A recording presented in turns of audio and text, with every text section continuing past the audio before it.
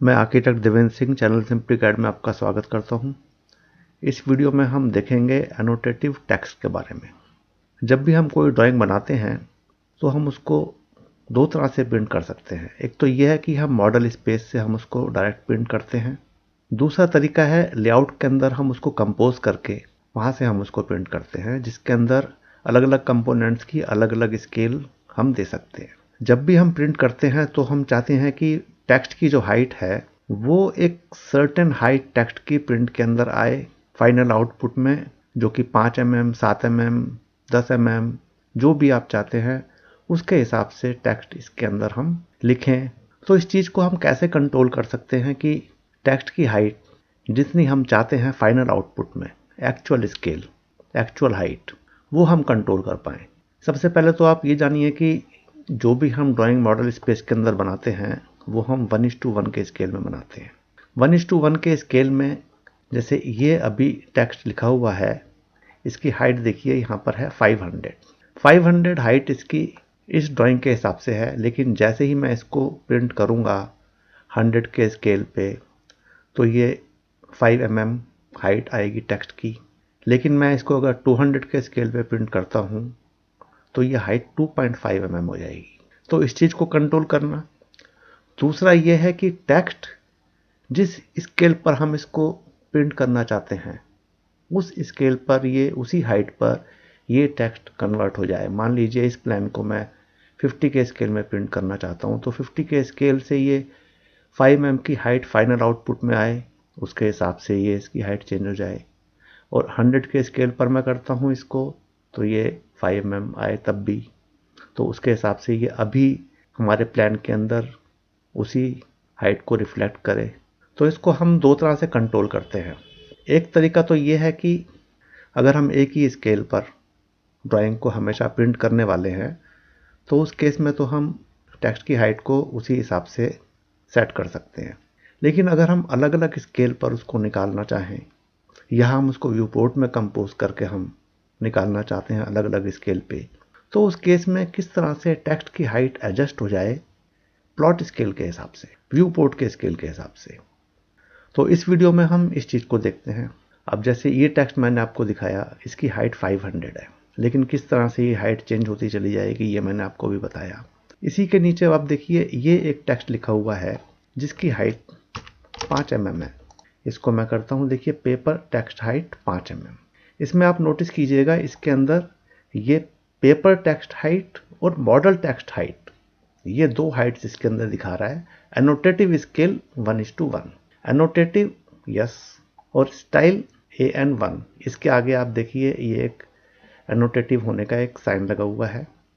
तो जो भी ऑब्जेक्ट एनोटेटिव होती है या जो भी टेक्स्ट डायमेंशन स्टाइल वगैरह जो भी एनोटेटिव होता है उसके आगे ये एक साइन आता है। तो इस चीज़ को आपको ध्यान रखना है। देखिए मैं इसके पास कर्सर को लेकर जाता हूँ टेक्स्ट के पास, तो ये इसमें क्रॉस हेयर के साथ में यही एक साइन यहाँ पर बन गया है। दूसरे टेक्स्ट के साथ मैं इस कर्सर को लेकर के जाता हूँ तो ये साइन यहाँ पर नहीं बनता है। मतलब ये भी एक पहचान है टेक्स्ट के एनोटेटिव होने की। अब देखिए मैं इसको सिलेक्ट करता हूँ। सिलेक्ट करने के बाद मैंने इसको राइट क्लिक किया। राइट क्लिक करने के बाद एनोटेटिव ऑब्जेक्ट स्केल, इसके अंदर हम देखते हैं ऐड डिलीट स्केल। इसमें अभी देखिए 1:1 आ रहा है लिखा हुआ है इसमें। इसको मैं यहाँ से कैंसिल कर देता हूँ। कैंसिल करने के बाद देखिए अब नीचे एनोटेशन स्केल का जो स्टेटस बार में साइन दिया है ये इसके साथ में आप देखेंगे 1:1 लिखा हुआ है। इसको हम यहाँ से 1:50 कर देते हैं। 50 के स्केल पे मैं इस प्लान को प्रिंट करना चाहता हूँ तो मैं इसको 50 में कर दूंगा। 50 करने से देखिए ये इस टेक्स्ट की हाइट अपने आप चेंज हो गई है। अब ये इसकी हाइट दिखा रहा है, पेपर टेक्स्ट हाइट है 5 mm, लेकिन मॉडल टेक्स्ट हाइट 250। अभी मॉडल स्पेस के अंदर इस टेक्स्ट की हाइट 250 है। 50 के स्केल पर हम इसको प्रिंट करेंगे तो ये 5 mm प्लॉट होकर के आएगा 50 के स्केल पे। अब देखिए अब इस स्केल को अगर मैं चेंज करता हूँ, 100 मैंने कर दिया, इसको 100 मैंने किया, टेक्स्ट की हाइट फिर चेंज हो गई है। अब मैं फिर इसको सेलेक्ट करता हूँ। देखिए इसके अंदर अब ये दिखा रहा है model text height 500, paper text height 5। मतलब अब ये अभी इसकी हाइट ये 500 है मॉडल स्पेस के अंदर। जब मैं इसको प्रिंट करूंगा 100 के स्केल पे तो इसकी हाइट 5 mm आएगी। इसके नीचे आप देखिए एक घोस्ट टेक्स्ट दिखाई दे रहा है आपको, लॉबी, वो 50 के स्केल वाला टेक्स्ट है। इसको अगर आप जूम करेंगे, इसके नीचे आपको एक टेक्स्ट छोटा सा और भी दिखाई देगा। ये देखिए, ये इसमें लॉबी ये लिखा हुआ दिखाई दे रहा है, वो 1:1 के स्केल पे है।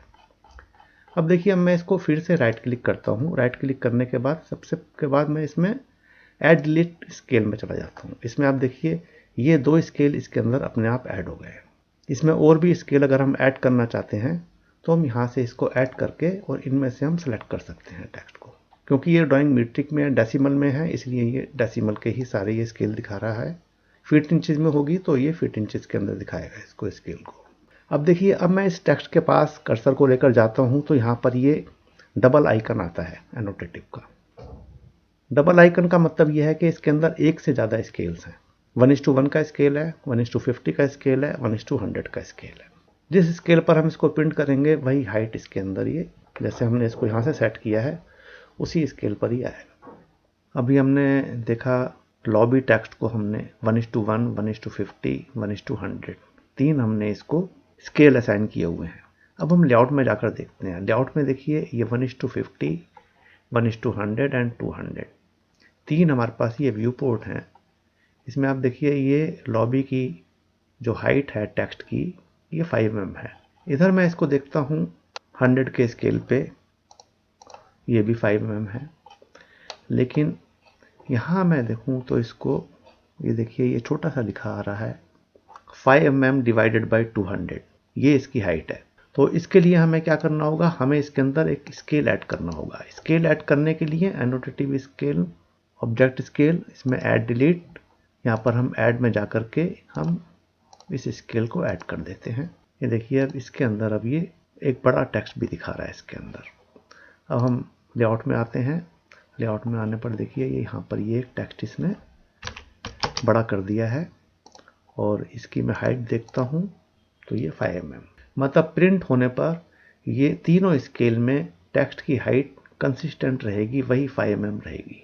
लेकिन दूसरा टेक्स्ट आप देखिए, ये लिफ्ट लॉबी 10 mm मैंने इसकी हाइट ली थी, यहाँ पर ये हाइट इसकी कम हो गई है, 5 mm हो गई है। यहाँ पर इसकी हाइट ये 2.5 mm हो गई है। तो इस तरह से इसकी हाइट चेंज हो रही है अभी। अब हम फिर मॉडल स्पेस में आते हैं। मॉडल स्पेस में आने के बाद देखिए इस टेक्स्ट को हम कन्वर्ट करना चाहते हैं एनोटेटिव टेक्स्ट में। तो इसके लिए प्रॉपर्टीज़ पैलेट में, ऑब्जेक्ट प्रॉपर्टीज़ पैलेट में आप देखिए एनोटेटिव नो, इसको हम सेलेक्ट करेंगे। ड्रॉप डाउन से हम इसको सेट कर लेंगे यस। एनोटेटिव स्केल 1:50 आ गई है। जस्टिफिकेशन पेपर टेक्स्ट हाइट 10 है, 10 को मैं इसको कर देता हूँ 5 मैंने किया। देखिए यहाँ पर मॉडल टेक्स्ट हाइट 250 आ गई है। 50 के हिसाब से ये टेक्स्ट की हाइट चेंज हो गई है, ये लॉबी के बराबर ही इसकी टेक्स्ट की हाइट हो गई है। अब हमें इसको 100 और 200 का स्केल भी ऐड करना है इसके अंदर, तो हम यहाँ से ये स्केल्स ऐड कर सकते हैं। इसके अंदर देखिए 1:1 नहीं आया है, इसमें सीधा 1:50 आया है। तो यहाँ से हम इसको 200 और कंट्रोल का बटन दबा के 1:100 ये हम इसके अंदर ऐड कर देते हैं। ऐड करने के बाद देखिए लेआउट में हम जाते हैं, ये यहाँ पर ये टेक्स्ट लिफ्ट लॉबी।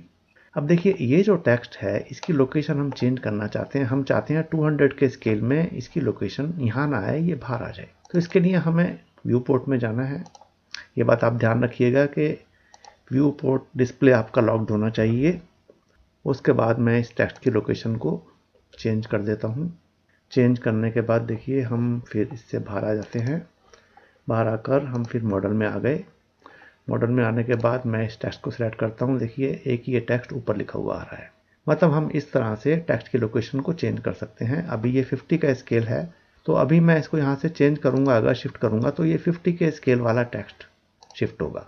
और अगर हम इसमें 100 के स्केल में चले जाते हैं तो ये घोस्ट बाकी के सारे दिखाएगा, लेकिन मूव केवल वही होगा जो कि यहाँ पर भी स्केल है। तो इसको मैं अगर मूव करता हूँ तो ये यहाँ पर, तो देखिए मैं इसको यहाँ मूव कर देता हूँ कि 3 लोकेशन अब इस टेक्स्ट की हैं। मैं इसको फिर से 50 कर देता हूँ। 50 करते ही देखिए इस टेक्स्ट की लोकेशन चेंज हो गई। यहाँ पर मैं इस लोकेशन को यहाँ ले आता हूँ उसके बाद हम फिर लेआउट में जाते हैं। लेआउट में देखिए ये एक लोकेशन टेक्स्ट की ये है, 100 में यहाँ आ गई है, 50 के स्केल पर यहाँ लोकेशन आ गई है, लेकिन टेक्स्ट की हाइट तीनों व्यू पोर्ट्स में एक है, 5 mm। तो इस तरह से हम इन टेक्स्ट की हाइट को कंट्रोल कर सकते हैं व्यू पोर्ट्स के अंदर, और इनकी लोकेशन को भी हम कंट्रोल कर सकते हैं, और जो भी हमें इसके अंदर स्केल ऐड करनी है, डिलीट करनी है, वो हम कर सकते हैं।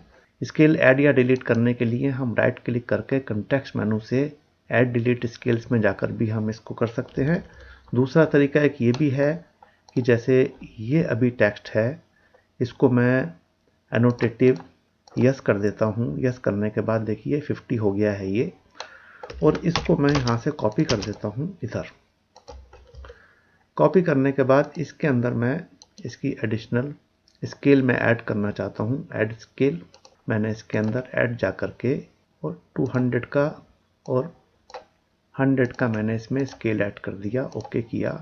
देखिए इसके अंदर ये एक से ज़्यादा भी एनोटेटिव के सिंबल दिखा रहा है, इसके अंदर एक सिंबल दिखा रहा है, इसका मतलब इसमें मल्टीपल हैं, इसके अंदर सिंगल स्केल है अभी। इसको हम फिर से जाके देखते हैं। देखिए इसके अंदर ये इसकी हाइट चेंज हो गई है, यहाँ इसकी हाइट चेंज हो गई है, लेकिन इधर इसकी हाइट चेंज नहीं हुई है ज़्यादा। तो इसकी हाइट चेंज नहीं हुई है, तो हम एक तो तरीका ये है कि हम इसको राइट क्लिक करके फिर कॉन्टेक्स्ट मेनू से इसके स्केल को चेंज करें। दूसरा तरीका ये है कि मैं यहाँ से ही इसको मैं एक बार 100 करता हूँ, एक बार मैं 200 करता हूँ, और फिर मैं इसको 50 कर देता हूँ। अब देखिए मैं फिर से पेपर स्पेस में आ जाता हूँ। देखिए ये टेक्स्ट की हाइट इसकी भी चेंज हो गई है। हम फिर से मॉडल में जाते हैं। मॉडल में जाके मैं इसको राइट क्लिक करता हूँ, एनोटेटिव स्केल, ऐड डिलीट। इसमें आप देखिए 2 स्केल इसके अंदर ऐड हो गई हैं। तो मतलब इसका ये है कि हम जैसे ही यहाँ से स्टेटस बार से हम स्केल्स को चेंज करते हैं, जो भी हम स्केल्स चेंज करते हैं, तो एनोटेटिव ऑब्जेक्ट जितनी भी हैं उन सब के अंदर वो स्केल्स ऐड हो जाती हैं। और ये भी बात हमें ध्यान रखनी है कि जब भी हम किसी एनोटेटिव ऑब्जेक्ट को कॉपी करते हैं, तो उस टाइम उसमें जितनी स्केल्स हमने ऐड की हुई हैं वही स्केल्स उसके साथ में कॉपी होती हैं। जैसे हमने इसमें सिंगल स्केल थी, वो हमने इसको कॉपी किया, तो सिंगल ही स्केल इसके अंदर अभी यहाँ पर कॉपी हुई। लेकिन अब हम इसको अगर कॉपी करेंगे तो देखिए ये मैं इसको कॉपी करता हूँ, तो ये उतने ही स्केल्स इसके अंदर सारे ये कॉपी हो गए। तो इस चीज़ को हमें ध्यान रखना है। टेक्स्ट के स्केल को और उसके डिस्प्ले को किस तरह से कंट्रोल करना है, उसको हमें कैसे अलग अलग जगह पर हम एक ही टेक्स्ट को मैनेज कर सकते हैं, उसकी पोजीशन को, लोकेशन को, ये हमने देखा। इसके अलावा हम देखते हैं एनोटेशन टेक्स्ट स्टाइल को। इसमें आप देखिए अभी ये स्टैंडर्ड है इसके अंदर। इसके अलावा ये आप इसको आप सेलेक्ट करें तो देखिए ये अभी एनोटेशन आ गया है। इसमें हम मैनेज टेक्स्ट स्टाइल में जाएं तो इसमें ये देखिए इसके आगे ये साइन है एनोटेटिव का, तो यहाँ से इसको हम यहाँ से क्लियर कर दें अगर, तो ये एनोटेटिव नहीं रहेगा। जिस किसी टेक्स्ट को हम एनोटेटिव बनाना चाहते हैं, हम उसको सेलेक्ट करके इस बॉक्स को हम चेक कर देंगे तो ये एनोटेटिव बन जाएगा टेक्स्ट। तो जो भी हम टेक्स्ट लिखेंगे वो एनोटेटिव होगा। इसकी हाइट को हम यहाँ से भी फिक्स कर सकते हैं।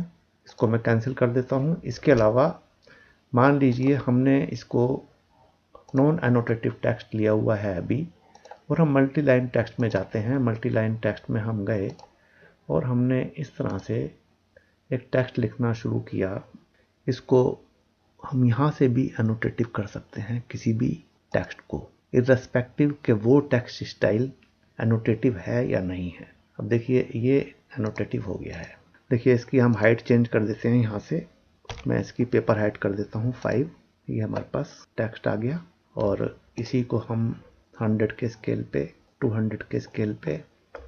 एनोटेटिव स्केल का एक फ़ायदा ये रहता है कि जैसे हम यहाँ से चेंज करते हैं स्केल को, तो वो सारे टेक्स्ट चेंज हो जाते हैं। ये देखिए मैं यहाँ से इसको 100 करता हूँ, 100 के हिसाब से जो भी एनोटेटिव टेक्स्ट थे उन सब की हाइट चेंज हो जाती है। 50 में अगर इसको करता हूँ तो देखिए जितने भी एनोटेटिव टेक्स्ट हैं सबकी हाइट चेंज हो जाती है। मतलब हमें अलग अलग स्केल पर प्रिंट निकालना है, अगर हमें मॉडल स्पेस में हम एक ही जगह से कंट्रोल कर सकते हैं सभी टेक्स्ट की हाइट को। हमें इंडिविजुअली उनको चेंज करने की ज़रूरत नहीं है। उम्मीद करता हूँ ये वीडियो आपको अच्छी लगी होगी। प्लीज़ इसको लाइक कीजिए, शेयर कीजिए और चैनल को सब्सक्राइब कीजिए। Thank you.